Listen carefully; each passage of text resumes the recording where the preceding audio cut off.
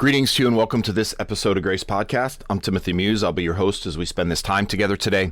It's a joy to be with you. I want to thank you for tuning in. I want to thank you for making this podcast a part of your day. I want to thank you for making this podcast a part of your growth, a part of your walk. I want to thank you for being here, for being part of this journey. You are on a journey that not many people are willing to take. Most people are just happy to stay where they are, happy to stay in their moment, happy to stay in their place and their patterns, but you're not. You're seeing areas of your life that you want to change and grow and adapt. And so thank you for being here. Thank you for having the willingness to do that. And thank you for allowing me to come alongside you, allowing this podcast to be part of that journey, even if it's just a little bit, even if it's just a little nugget. I so appreciate the opportunity to come alongside you and be part of this work. If this podcast is helpful, share it out there. I post on social media feeds, Facebook, Instagram, X, and LinkedIn. If you follow me or if you follow the life coaching on any one of those feeds, you're going to see this. If you do, please share it out there. If you're on one of the listening platforms, Spotify, iHeartRadio, or Amazon Music, then follow us. Give us a rating and review. Every positive rating and review tells the platform that people are listening, and it'll let you know when a new episode comes out. And if you want to reach out to me, as always, GRACELifeCoaching.com. It's got all my information. It's got my contacts. Please feel free to reach out to me. I would love to hear from you. I would love to see if there's something we can do together, if I can come alongside you, if you've got some questions, some coaching, what have you. It would be an honor for me to be able to help out in this process, in this journey for you. So today I want to dig into something very subtle but very powerful, and it's something that many adults live with for decades without even naming it or owning it or understanding it. And that is barrier confidence. Barrier confidence. Barrier confidence looks like confidence. It sounds like confidence. Sometimes it even gets results like confidence, but it's not confidence. Barrier confidence is the protective shell we build when we've been hurt, when we've been overlooked, dismissed, or told explicitly or implicitly that who we are is not enough. It's the armor we craft to protect ourselves from vulnerability. So I want to dig into that today. Today I want to talk about what is barrier confidence, why it forms, the drawbacks, how does the brain respond, how does it affect relationships, and most importantly, how we can replace it with something healthier, deeper, and more resilient. So barrier confidence. What is barrier confidence and where does it come from? Barrier confidence is that defensive version of confidence that develops as a coping mechanism. It builds confidence from in many different forms. It's confidence built from over preparation or hyper independence, from emotional distancing, the many walls that we build in conversations, the controlled image management. It's about being the strong one at all times. It's confidence rooted in fear, not strength. And here's the key. Barrier confidence says, if I look strong, I won't be hurt. But true confidence says, I can be real, even if I'm hurt. Barrier confidence is that image, that wall, that armor that we build that hides. But we are confident in the midst of our hiding, in the midst of our fear, in the midst of our pain. Barrier confidence is fueled by messages like, don't let people see you struggle. You have to have it all together. Never ask for help. If you don't handle everything perfectly, you'll lose respect. Those are barrier confidence statements. Those are barrier confidence thoughts. And we use them all the time. Many adults learn these patterns very early, and then the patterns just continue to grow. Maybe it was at home or in school or during your first painful adult relationship or some other disappointment. Now look, barrier confidence is not bad, all right? It's adaptive. It keeps us alive when we need it. But it inhibits our growth. It inhibits our growth and our moving forward when we're living in barrier confidence. People develop barrier confidence because vulnerability once led to rejection. When we're vulnerable and we're rejected, then I'm not going to be vulnerable again. Barrier confidence is built when emotions are not safe to express. When, we're expected to be the responsible one. When people learn that love is conditional. I will love you when you perform. I will love you when you succeed. I will love you when you do what I want you to do.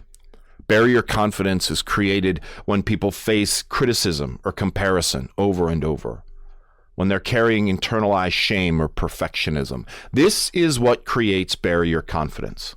For many, barrier confidence was a survival strategy in a moment that became a lifestyle. It became something to be used over and over again.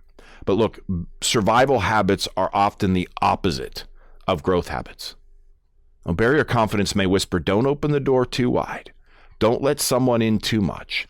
Where true confidence can whisper, you can open the door. You're safe in this. You can handle this. See, that's the difference between barrier confidence and true confidence. True confidence allows that vulnerability. It allows that possibility of criticism or comparison. It allows us to do things that it's not just solo or independent. When we can move away from barrier confidence and have that true confidence, that's where growth happens. Now, look, there are some benefits to barrier confidence. Don't get me wrong. This isn't just a bad thing. It is a necessary thing, and it's an adaptive thing, but it's something that we can't live into all the time. But barrier confidence does have some certain appeal to it. You appear reliable. You're always reliable. You always get stuff done. You become the competent one. People trust your independence.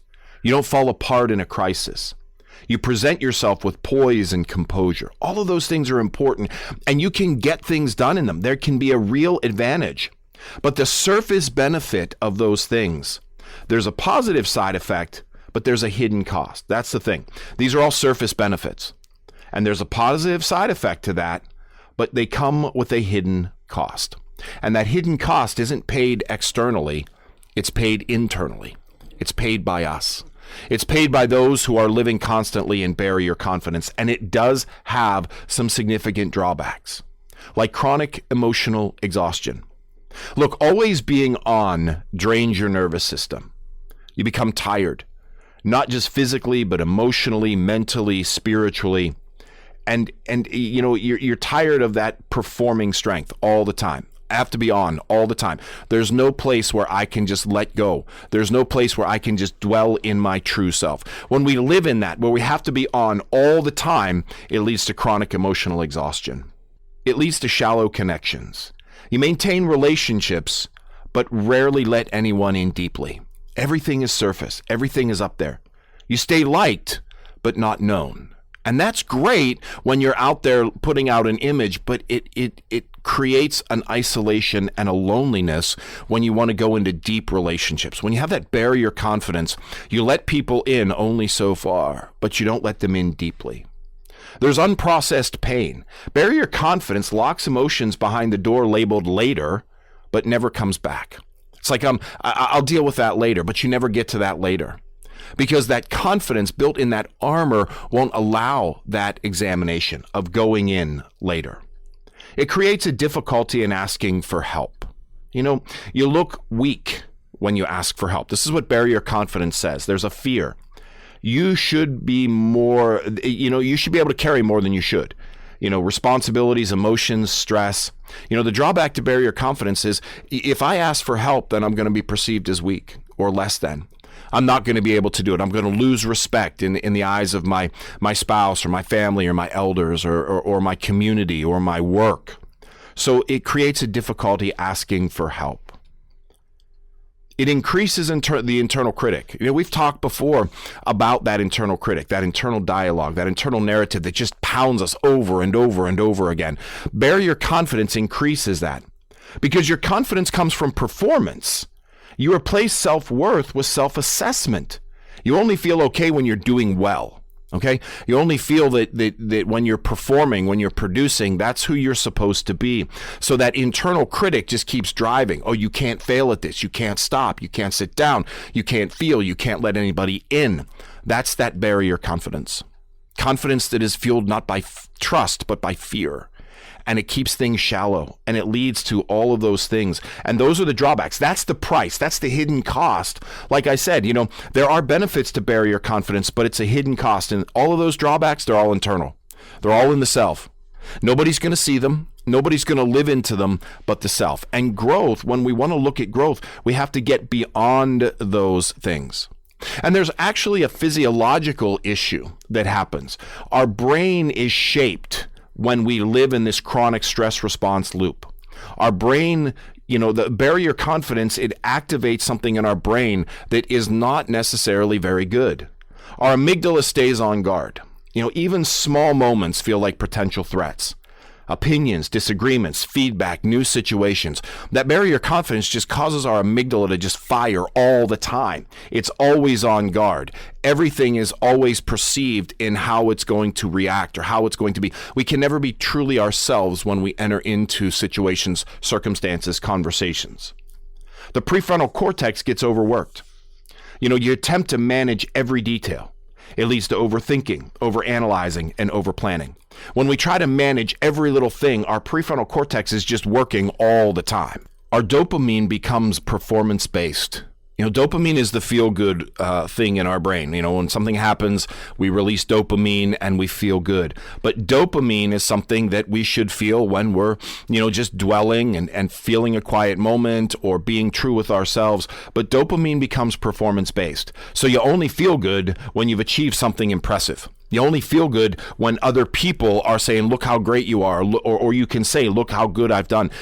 Dopamine becomes performance-based, not identity-based. The social nervous system weakens. Barrier confidence turns social interactions into performance, not connection. So it turns social interactions into things that I have to perform. I always have to look good. I always have to feel good.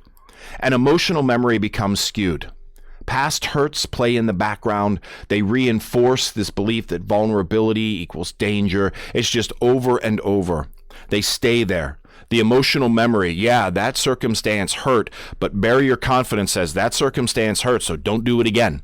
When maybe it's going to be different this time. That emotional memory becomes skewed. It lives in those moments, those past, those hurts. And over time, this can create isolation in us. It's like, this is so overwhelming, the only way I can get away from it is not to be around people. I have to isolate in order to allow myself to be not exhausted. In order to turn all this off, I have to isolate myself. It causes a difficulty in resting. When our dopamine hits are all performance-based, then we don't feel like we can just sit down and rest. I always have to perform. I always have to produce. I can't just sit and be. I can't just rest. It creates emotional numbness. I can't feel that. I have to keep pushing forward. That's hard. That hurts. I have to keep pushing forward. It creates an imposter syndrome where it's like I'm showing, everybody else is like, wow, you're doing really good and you're really impressive. And inside you're like, no, I have no idea what I'm going. It's like the vision of the duck. The duck on top of the water is nice and calm, but underneath them little feet are just going a mile a minute. Well, it creates imposter syndrome because if anybody, everybody tells you that everything's going great, but inside you're like, no, I'm a mess. I can't do this. There's a fear of intimacy. Because when we get intimate with people, we let people in. And intimacy requires us to tear down those walls. And there's a fear of intimacy. And not just physical intimacy, but connection, deep connection. And there's perfectionist pressure. Always have to be perfect. Always have to be perfect. And because the brain wires itself through repetition, barrier confidence becomes automatic. When we do it over and over and over again, the brain becomes so conditioned to it that that's exactly where we go. That is exactly the place that we go to. When I feel like there might be something, digging a little deeper, I isolate. I don't rest. I just sit. I just move all the time. There's a numbness. I don't feel anything. I just have to keep moving. There's that fear of intimacy. That's the thing. The brain wires through repetition. So when we live into this, and look, if you've been living in barrier confidence since you were a kid, because you had to, the brain has been doing this for so many years, so many decades, that it is so easy to just fall into it. That's why it's so pervasive. And that is why it's so hard to break, because we've just been doing it for so long. This affects our relationships. You seem strong, but you're unreachable. People admire you, but don't know how to connect with you. Your partner, your spouse may feel shut out. Even when you're present, they can't sense the emotional distance. They can sense that that you're just not there. Your body might be there, but the rest of you is somewhere else. Conflict becomes silent battles. You avoid expressing needs and fears. You retreat instead of trust. You attract people who rely on you. You don't attract people who support you because they don't see your needs. You attract people that rely on you. You become the go-to person. But when you're needed, there's no one to go to because people rely on you rather than see your need for support. Your mistakes control for safety. You mistake control for safety. Real relationships require surrender and not performance. Look, we can see it all over. It's extremely common in our modern life. Social media encourage curated identities. The hustle culture rewards overfunctioning. Emotional literacy is rarely taught. Many workplaces promote strong and silent leaders. There's an epidemic of loneliness masked in busyness. Traumatic history are widespread, but they're often hidden. Most people have a traumatic history. They have trauma in their past, and it's almost across the board, but it's hidden, and you see it. You see it in the people who never stop working, the parent who refuses to ask for help, the leader who always has the right answer. I'm air quoting, but you can't see it. Right answer. The partner who cares but can't express their needs, the friend who listens deeply but never shares parts of themselves. The achiever who never slows down because rest feels unsafe. Barrier confidence is everywhere, and that means healing is needed everywhere. So how do we confront this? If we don't want to live in barrier confidence anymore, if we want to live in true confidence, then how do we confront this? One of the ways is practicing micro-vulnerability. Share something tiny each day, some place that is a little bit uncomfortable, maybe a mild frustration or a small need or a gentle fear or a simple preference. Those are ways of practicing those micro vulnerabilities. Don't just acquiesce because everybody's doing it, but share a need or a desire. It can be simple. It doesn't have to be huge. You don't have to vomit it all out, but share something small. And then realize and look back and say, nothing bad happened when I opened up a little bit. Nothing bad happened when I opened up that, I didn't want to go to this restaurant. I wanted to go to that restaurant. Okay? Practice micro vulnerabilities. Again, the brain wires through repetition. So when we practice micro vulnerabilities, little things over and over, our brain begins to wire and say, being vulnerable is not as scary as I thought it was. Replace performance with presence. When you enter a conversation or you enter a moment, ask yourself, am I trying to impress or connect? Choose connection. And if you are in spaces where connection isn't an option, then question whether you need to be in those spaces. Am I trying to impress or connect? Bring the nervous system out of guard mode. This is something that I've talked about before. Bring the nervous system into the body. Breathing is a great way to do that. Grounding, put your feet on the floor. Unclench your jaw. Get back into your body. Soften your shoulders. Slow blinking. Tell your brain, you are safe in this moment. Now, it doesn't mean that you're safe in all moments, but you're safe in this moment. Begin to learn what safety feels like. And this is how we do it. Do it by yourself. You know what? Take a few moments when you're alone to practice breathing, or put your feet on the floor, take your shoes and socks off and feel. Unclench your jaw. Get into your body in a softened way.